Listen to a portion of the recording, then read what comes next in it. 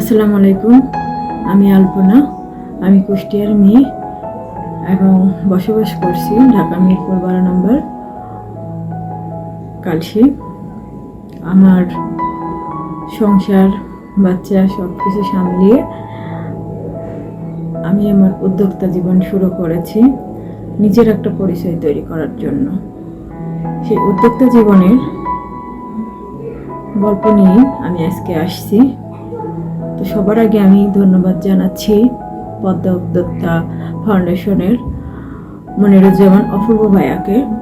কারণ ভাইয়া আমাদেরকে এমন একটা সুন্দর প্ল্যাটফর্ম তৈরি করে দিয়েছে যে সেখানে আমরা উদ্যোক্তারা আমাদের উদ্যোগের কথা, জীবনের কথা আমরা সুন্দর করে তুলে ধরতে পারবো এবং সকলের মাঝে আমরা পৌঁছে দিতে পারবো।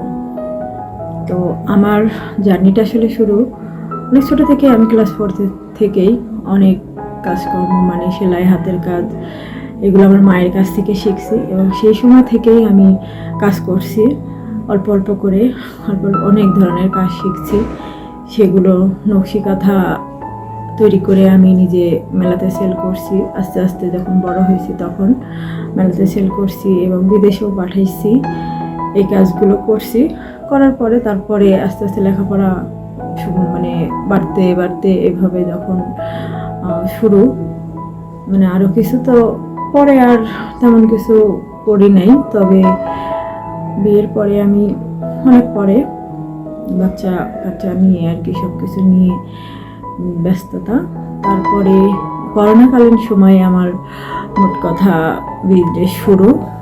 করোনাকালীন সময়ে 2020 সালে ডিসেম্বর মাসে আমরা মানে আমার ফ্যামিলি বললো যে, হাজব্যান্ড বা মেয়ে বললো যে একটা বিজনেস শুরু করি আমরা, ঘরে বসে তুমি তো অনেক কিছু শিখছো, তো এখন সেগুলো করি। তখন আমার মেয়ে একটা পেজ খুলে দেওয়ার পরে তারপরে আমরা কী নিয়ে শুরু করব সেটা চিন্তা ভাবনা করলাম। তো আমার পেজের নাম খাঁটি পণ্য। আমি প্রথমে দেশিতে গ্রাম থেকে আর কি দেশি গরুর দুধ, সরিষার তেল, মধু, ঘি এগুলো নিয়ে এসে আমি শুরু করি। তারপর আস্তে আস্তে আমার আর কি প্রোডাক্ট বাড়াতে থাকি সব এগুলা। তারপরে তো ভালোই সাড়া পাচ্ছিলাম যখন পোস্ট করলাম। তারপর আস্তে আস্তে ভালো সাড়া পাইলাম আত্মীয় স্বজন সবার কাছ থেকে। তারপরে ভালো রিপিট কাস্টমার আসছে অনেক। আমার অনেকে এখন পর্যন্ত তারা যারা প্রথম থেকে আছে তারা এখন পর্যন্ত রিপিট কাস্টমার।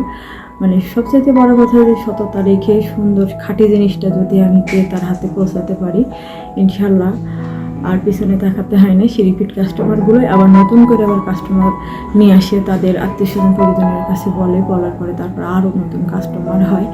তো একটা কথাই যে সৎ এবং সততা রেখে ভালো জিনিসটা যদি কাস্টমারের হাতে দেওয়া যায় তো কাস্টমারও খুশি থাকে, নিজেও খুশি মনে বিজনেসটা করতে পারি যে না আমি কাউকে ঠকাই নাই বা সেই কাস্টমারও ঠকায় নাই।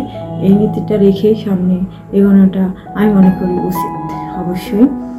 তো আর একটা পরিচয় আমাদের রিসেন্টলি আসছে মেঘনা উদ্যোক্তা ফাউন্ডেশনের। আমি একজন নির্বাহী সদস্য।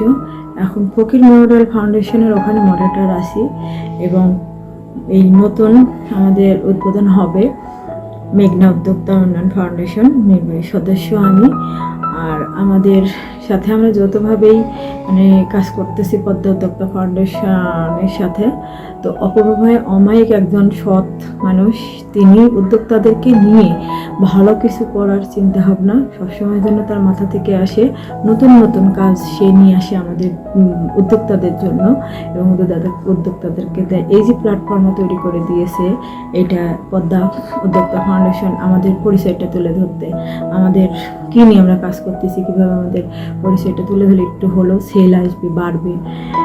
তো ভাইয়ার জন্য অশেষ মানে ভাইয়ার কাছে কি অকৃতজ্ঞতা প্রকাশ করার শেষ নেই। অশেষ ধন্যবাদ ভাইয়াকে যে ভাইয়া মানে আমাদের পাশে আছেন এবং আমরা ভাইয়ের সাথে থেকে কাজ করতে পারছি, সৌভাগ্য হয়েছে আমাদের।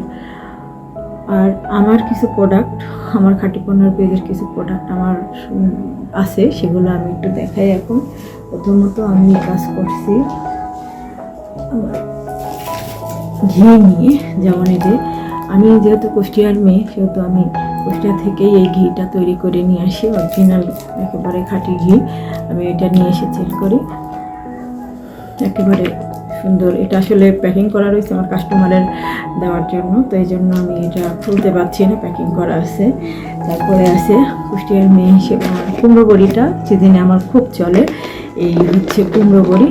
এই কুমড়ো বড়িটা সিজনে যথেষ্ট পরিমাণ চলে এবং সবাই খুব মজা করে খায়। এটা খুব পরিশ্রম করা কুমড়ো বড়ি, কিন্তু খাইতে খুবই মজা, সুস্বাদু।